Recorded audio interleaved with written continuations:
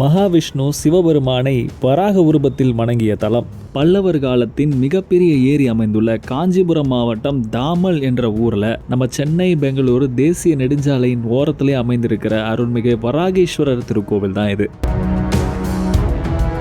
பல்லவர்கள், சோழர்கள் மற்றும் விஜயநகர மன்னர்கள் திருப்பணி செய்த இந்த கோவில் ராகு கேது தோஷ பரிகார கோவிலாகவும் விளங்குது.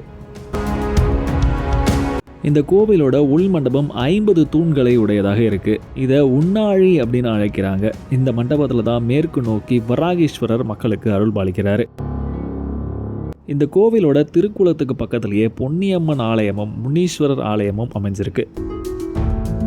நீங்கள் எப்பயாவது சென்னை டு பெங்களூர் ஹைவேல காஞ்சிபுரத்தை கிராஸ் பண்ணிங்கன்னா தாமல் அப்படின்ற ஊரில் ரோட்டு மேலே அமைந்திருக்கிற இந்த அழகான பழமையான ஆலயத்துக்கு ஒரு முறை போயிட்டு வாங்க.